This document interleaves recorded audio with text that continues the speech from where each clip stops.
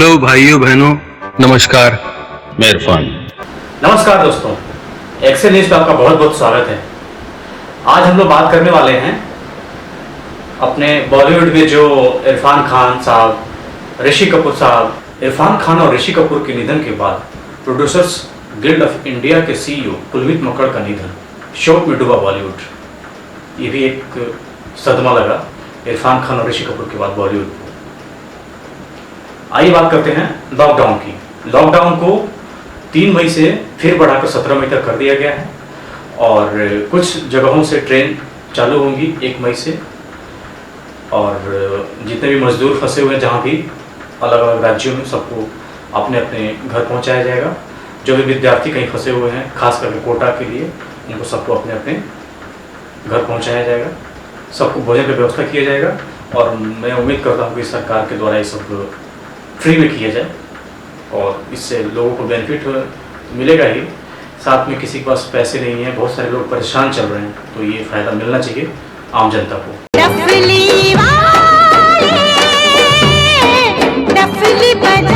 अच्छे अच्छे रत्न जो हमारे बॉलीवुड के अचानक से गायब हो रहे हैं धीरे धीरे करके। 2020 हमारे लिए बहुत अनलकी हुआ, हमारे देश के लिए, हमारे दुनिया के लिए, हमारे बॉलीवुड के लिए। तो इसी के बारे में हम आज बात करने वाले हैं, ऋषि कपूर साहब और इरफान खान साहब की। इरफान खान का जन्म 1967 में हुआ था और 29 अप्रैल 2020 में उनका देहांत हो गया। ऋषि कपूर जन्म 1952 में हुआ था और इनका देहांत 30 अप्रैल 2020 में हो गया। देखिए कितनी दुखद न्यूज़ है ये हमारे लिए, कितनी दुखद है ये हमारे लिए, कितनी दुखद है बॉलीवुड के लिए। एक तो कोरोना चल रहा है, लॉकडाउन है, उसके ऊपर से ये बीमारियों की वजह से हमारे बॉलीवुड के 2 रत्न चले गए और ये दोनों के दोनों कैंसर की वजह से गए हैं। अभी कुछ दिन पहले ही इनका अमेरिका में इलाज चल रहा था। इलाज करवा के वो लोग बहुत अच्छे से सुरक्षित आ गए थे इंडिया। लेकिन इंडिया में अभी उनका इलाज मेरे ख्याल से ठीक से नहीं हो पाया। लॉकडाउन होने की वजह से वो लोग अमेरिका इलाज के लिए नहीं जा सके, जिसके वजह से उनका इलाज यहीं इंडिया में ही करना पड़ा, कोकिलाबेन अस्पताल में, और दूसरे जगह अस्पताल में भी दिखाया गया, लेकिन वो नहीं बच पाया। तो मुझे तो यही लगता है कि अभी भी कैंसर का इलाज इंडिया में अच्छे से नहीं हो पा रहा है। चूँकि वो लोग अमेरिका गए, इलाज करा के आए तो वहाँ से अच्छे हो गए, लेकिन यहाँ पे इलाज कराया गया तो नहीं हो पाए अच्छे। तो बहुत ही दुखद न्यूज़ है। अभी हमारे इंडिया में हॉस्पिटल को ग्रो करना बहुत ज़रूरी है। बहुत पीछे हॉस्पिटल इन सब मामलों में। भले ही अभी अफवाह फैल रहा है कि लॉकडाउन में कोरोना का इलाज इंडिया से निकल जाएगा, आयुर्वेद से निकल जाएगा, हो सकता है निकल जाए। हमारा इंडिया तो वो है कि सोने का चिड़िया है। हमारा इंडिया सोने का वो चिड़िया है जो पूरी दुनिया को सिखाएगा, समझाएगा। लेकिन हम अपने आप को समझ नहीं पा रहे, अपनी शक्ति को समझ नहीं पा रहे, अपने पूर्वज को समझ नहीं पा रहे हैं। वो अलग बात है कि अभी फ़िलहाल कैंसर का इलाज अमेरिका में अच्छा होता होगा, लेकिन हम जो कर सकते हैं वो कोई और नहीं कर सकता है। लेकिन हम अपने आप को समझ नहीं पा रहे हैं, हमारी शक्ति को जागृत नहीं कर पा रहे हैं। तो वो सब निकालने की ज़रूरत है। अभी हर तरह से विकास किया जा रहा है, हर तरह से आगे बढ़ रहा है, लेकिन अभी भी ज़रूरत है आगे बढ़ने की, अपने आप को समझने की, पहचानने की। अभी आप लोगों ने देखा कोरोना वायरस फैला तो पूरी दुनिया में कितनी मौतें हुई, लेकिन इंडिया में अपने आप को बचा के, हमारी इम्यूनिटी सिस्टम कितनी अच्छी है, हम लोग अपने आप को बचाव करके बहुत कम लोगों का मौत हुआ है दुनिया के और जगहों के हिसाब से देखा जाए तो। इसलिए मैं बोलता हूँ किसी हिंदुस्तान सोने का चिड़िया था, है और रहेगा। बस हमको अपने आप को समझने की ज़रूरत है। जिस दिन हम लोग अपने आप को समझ लिए उस दिन फिर से हम लोग सोने की चिड़िया हो जाएंगे। तो ये इसके लिए सबका सहयोग जरूरी है, सरकार का, जनता का, सबको मिल के साथ करना होगा। साइंटिस्ट को, बॉलीवुड वालों को अच्छी खबर पहुंचानी होगी, न्यूज़ वालों को, मतलब सारी पूरी टीम भावना से काम किया जाएगा तो फिर हमारा हिंदुस्तान सोने का चिड़िया बन सकता है। तो आइए अभी बात करते हैं इरफान खान साहब की। हेलो भाइयों बहनों, नमस्कार। मैं इरफान। मैं आज आपके साथ हूं भी और नहीं भी। खैर, ये फिल्म अंग्रेजी मीडियम मेरे लिए बहुत खास है। सच यकीन मानिए, मेरी दिली ख्वाहिश थी कि इस फिल्म को उतने ही प्यार से प्रमोट करूं जितने प्यार से हम लोगों ने बनाया है। लेकिन मेरे शरीर के अंदर कुछ अनवांटेड मेहमान बैठे हुए हैं, उनसे वार्तालाप चल रहा है। देखते हैं किस करवट उठ बैठता है। जैसा भी होगा आपको इत्तला कर दी जाएगी। कहावत है, when life gives you lemon, you make lemonade। बोलने में अच्छा लगता है, पर सच में जब जिंदगी आपके हाथ में नींबू थमाती है ना, तो शिकंजी बनाना बहुत मुश्किल हो जाता है। लेकिन आपके पास और चॉइस भी क्या है पॉजिटिव रहने के अलावा? इन हालात में नींबू की शिकंजी बना पाते हैं कि नहीं बना पाते हैं, ये आप पर है। और हम सब ने इस फिल्म को उसी पॉजिटिविटी के साथ बनाया है, और मुझे उम्मीद है कि ये फिल्म आपको सिखाएगी, हंसाएगी, रुलाएगी, फिर हंसाएगी शायद। Enjoy the trailer and be kind to each other and watch the film. And yes, wait for me.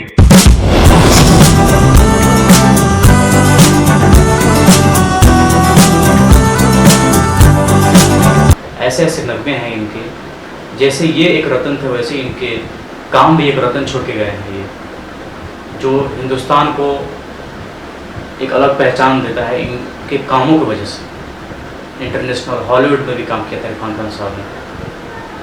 तो इरफान खान की वजह से हिंदुस्तान को एक अलग पहचान मिली थी हॉलीवुड में। उसके बाद और भी बहुत सारे लोग गए, लेकिन एक बड़े लेवल पे स्टार्टिंग में देखा जाए तो इरफान खान ने ही किया था। अब आइए ऋषि कपूर साहब की बात करते हैं। ऋषि कपूर का जन्म 1952 में हुआ था और उनके पुत्र हैं रणबीर कपूर और उनकी पत्नी का नाम है नीतू सिंह।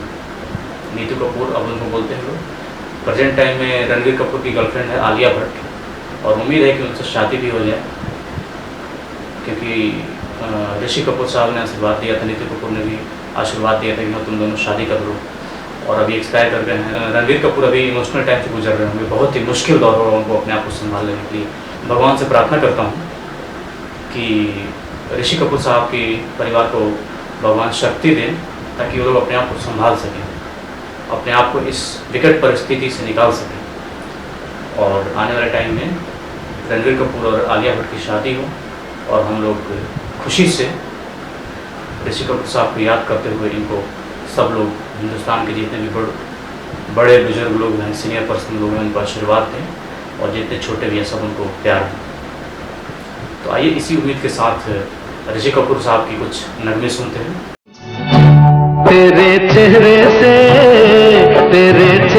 से नजर नहीं हटती, नजारे हम क्या देखें, नजारे हम क्या देखें। ये हिट्स गाने, ये देखिए, ये रहा हिट्स।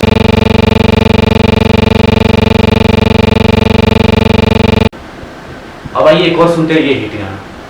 तेरे मेरे होठों पे मीठे मीठे गीत मिटवा, आगे आगे चले हम, पीछे पीछे प्रीत मिटवा। कैसा रहा ये सुनिए, ये पहले पहली रात याद रहेगी, फूलों के इस शहर की मुलाकात याद रहेगी। पिघले बदन तेरी तपती निगाहों से, सोनों की आँच आए बर्फीली राहों से। अब आइए देखते हैं कि इरफान खान साहब के बारे में अलग अलग लोगों ने क्या कहा। आइए सुनते हैं। I suppose in the end the whole of life becomes an act of letting go. But what always hurts the most is not taking a moment to say goodbye. Irfan भाई, जीवन में कबड्डी तो बहुत है, कभी उतार की कबड्डी, कभी चढ़ाव की कबड्डी, लेकिन जिंदगी में जब मैच ऑन रहता है तो उम्मीद हमेशा कायम रहती है कि जीवन की कबड्डी में हम जीतेंगे। लेकिन जीवन की कबड्डी के मैच को बीच में ही छोड़कर चले जाना, फिर कभी ना आने के हिसाब से, ये बड़ा दुखदाई है। इरफान भाई, आपकी पुनरावृत्ति नहीं हो सकती, आपको हम लोग कभी नहीं भूल पाएंगे।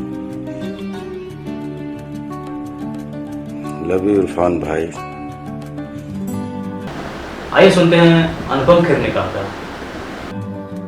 I am completely shattered and deeply saddened to know about the passing away of a very, very dear friend and colleague and drama school junior, Irfan Khan. It's not only the loss of the Hindi film industry, or it's a loss of the country and international entertainment world. He was an amazing actor, that goes without saying, but he was a wonderful human being, also very straightforward, with a great sense of humor, compassionate. It's so frightening and awful to talk about him in past tense. It's I don't know. I feel that it's too soon. It's too soon. 53 is no age. In fact, in today's time, no age is. We are already struggling with this pandemic, and we are trying to hold back our depression, our sadness. We are struggling, and then for this news to come is very, very sad. Very sad. My heart goes out to his wife and his child, and it will take us many, many years to register that he is not among us. It will take us many, many moments of some kind of. I just want to pray for his departed soul. I just feel it's sometimes the words are so insufficient to express shock and grief. And I will miss him, the world will miss him, and my Om Shanti, and may God rest his soul in peace. Irfan, this is not the way to deal with us.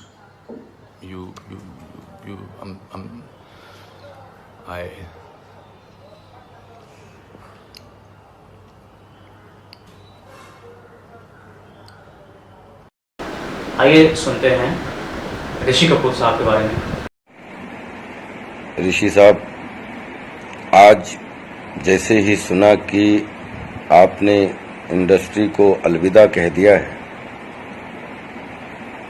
तो ये industry के लिए एक बहुत अपूर्णीय क्षति है।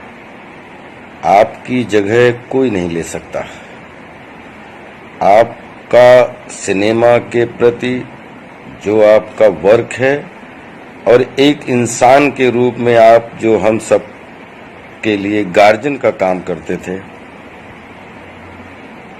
आपके जाने से बहुत ही दुख पहुंचा है। कल और आज ये दोनों ऐसे दिन बीते हैं जो एक आघात से कम नहीं है। ऋषि साहब, जब तक ये इंडस्ट्री रहेगी, आपको कोई नहीं भूलेगा। ऋषि कपूर साहब वो भी गए आज। हैरानी की बात यह है कि मैं सुबह जल्दी उठ गया था, तो I replied to a message interaction I was having with Farah Khan, and I just उसमें सुबह रिप्लाई में मैंने फिर ये भी लिखा कि अपेरेंटली मेरे भाई हैं संजय चितले, न्यू जर्सी में रहते हैं, तो उन्होंने मुझे बताया कि ऋषि जी हॉस्पिटलाइज्ड हैं, अपेरेंटली नॉट गुड। सो मैंने फराह से ऐसे ही पूछा, मैंने बोला Rishi ji apparently is not well, and Farah कहती he is not been well and his daughter is coming back from Delhi by road. And then suddenly she called me up and she said, can you imagine, you were asking about him and he has just passed away. और जैसे आप लोगों को पता ही, I think everybody knows that I have been reading Khullam Khulla, his autobiography over here in Dubai. I was lucky to have spent some good time with him. He had this special love for me. हम मिलते थे, बहुत हंसते थे हम लोग। वो हमेशा मुझे बोलते थे कि तुम मुझे खूब हंसाते हो। The last time met him was last year in New York. हम लोग क्लोज टू माई बर्थडे हम लोग वहाँ पे थे, मेरे भाई सुनील वासवानी जी उनकी फैमिली के साथ में। I have had the pleasure and honour to sing for him and his son both. वो मुझे कहते थे, ऐसा कोई है क्या जिसके लिए तुमने उसके लिए भी गाया, उसके बेटे के लिए भी गाया हो? उनको मैंने बाद में बताया कि मैंने आपके लिए और आपके बेटे के लिए तो गाया ही है, मैंने अमिताभ बच्चन जी और उनके बेटे के लिए भी गाया है, मैंने जितेंद्र जी और उनके बेटे के लिए भी गाया है, और शायद धर्मेंद्र जी और उनके दोनों बेटों के लिए भी गाया है. Yes, of course, I've sung for them. God bless his soul. He was a very bright and, बहुत energetic आदमी थे वो. I have always been his fan. And चलो, आज एक और obituary. God bless him, and he will be remembered forever. Rest in peace. Sonali Bendre cancer, Ajay Devgan कंधे की बीमारी, Irrfan Khan cancer, Manisha Koirala cancer, Yuvraj Singh cancer, Saif Ali Khan हृदयाघात, ऋतिक रोशन ब्रेन क्लोट, अनुराग बासु खून का cancer, Mumtaz breast cancer, Shahrukh Khan heart surgery, Tahira Kashyap Ayushmann Khurrana की पत्नी कैंसर, राकेश रोशन गले का cancer, Lisa Ray cancer, Rajesh Khanna cancer, Vinod Khanna cancer, Nargis cancer, Feroz Khan cancer, Tom Alter cancer. ये वो लोग हैं या थे जिनके पास पैसे की कोई कमी नहीं है और ना थी. खाना हमेशा डाइटिशियन की सलाह से खाते हैं. दूध भी ऐसी गाय या भैंस की पीते हैं जो एसी में रहती है और बिस्लेरी का पानी पीती है. जिम भी जाते हैं, रेगुलर शरीर के सारे टेस्ट करवाते हैं. सबके पास अपनी हाई क्वालिफाइड डॉक्टर हैं. अब सवाल उठता है कि आखिर अपने शरीर की इतनी देखभाल के बावजूद भी इन्हें इतनी गंभीर बीमारी अचानक कैसे हो गई? क्योंकि ये प्राकृतिक चीजों का इस्तेमाल बहुत कम करते हैं, या मान लो बिल्कुल भी नहीं करते हैं. जैसे हमें प्रकृति ने दिया है उसे उसी रूप में ग्रहण करो, वो कभी नुकसान नहीं देगा. कितने भी फ्रूटी पी लो, वो शरीर को आम के गुण नहीं दे सकती. अगर हम इस धरती को प्रदूषित ना करते तो धरती से निकला पानी बोतल बंद पानी से लाख गुना अच्छा था. आप एक बच्चे को जन्म से ऐसे स्थान पर रखिए जहां एक भी कीटाणु ना हो. बड़ा होने के बाद उसे समान जगह पर रहने के लिए छोड़ दो, वो बच्चा एक समान से बुखार भी नहीं झेल पाएगा, क्योंकि उसके शरीर का तांत्रिक तंत्र कीटाणुओं से लड़ने के लिए विकसित नहीं हो पाया. कंपनियों ने लोगों को इतना डरा रखा है, मानो एक दिन साबुन से नहीं नहाओगे तो तुम्हें कीटाणु घेर लेंगे और शाम तक पक्का मर जाओगे. समझ नहीं आता हम कहाँ जी रहे हैं. एक दूसरे से हाथ मिलाने के बाद लोग सैनिटाइजर लगाते हुए दिखते हैं. हम इंसान सोच रहा है पैसों के दम पर हम जिंदगी जिएंगे. आपने कभी गौर किया है, पिज्जा बर्गर वाले शहर के लोगों की एक बुखार में धरती घूमने लगती है, और वही दूध दही छाछ के शौकीन गांव के बुजुर्ग लोगों का वही बुखार बिना दवाई के ठीक हो जाता है, क्योंकि उनकी डॉक्टर प्रकृति है, क्योंकि वो पहले से ही सादा खाना खाते आए हैं. प्रकृति चीजों को अपनाओ. विज्ञान के द्वारा लैब में तैयार हर एक वस्तु शरीर के लिए नुकसानदायक है. पैसे से कभी भी स्वस्थ और खुशियां नहीं मिलती. आइए फिर से चलें प्रकृति की ओर. सत्य जो लॉकडाउन के दौरान सभी के सामने आए. अमेरिका अब दुनिया का सबसे बेहतरीन देश नहीं रहा. चीन कभी विश्व कल्याण की नहीं सोच सकता. यूरोपीय देश उतने शिक्षित और सुधरे हुए नहीं है जितना हम सोचते हैं. भारतीय उपमहाद्वीप के लोगों की रोग प्रतिरोधक क्षमता विश्व में सबसे ज्यादा है. कोई पादरी, पुजारी या मौलवी एक भी रोगी को ठीक नहीं कर सकता. मारना या बचाना सब ऊपर वाले के हाथ. स्वास्थ्य कर्मी, पुलिस और प्रशासन कर्मी ही असली हीरो है, ना कि क्रिकेटर और फिल्मी सितारे. बिना उपयोग के विश्व में सोना, चांदी और तेल का कोई महत्व नहीं है. पहली बार पशु पक्षियों की लगा कि यह संसार भी उनका है. तारे वास्तव में टिमटिमाते हैं. विश्वास महानगरों के बच्चों को पहली बार हुआ. हम और हमारे बच्चे बिना जंक फूड के भी रह सकते हैं. साफ सुथरा और सादा जीवन जीना कोई कठिन कार्य नहीं है. मीडिया केवल झूठ और बकवास की पोटली है. पैसे की कोई वैल्यू नहीं है. भारतीय अमीरों में मानवता कूट कूट कर भरी हुई. खराब समय को भारतीय सबसे बेहतरीन तरीके से संभाल सकते हैं. अपनी संस्कृति का पालन कीजिए. सत्यमेव जयते. वंदे मातरम. जय हिंद, जय भारत. आगे आगे चले हम, पीछे पीछे भी नहीं फिरना.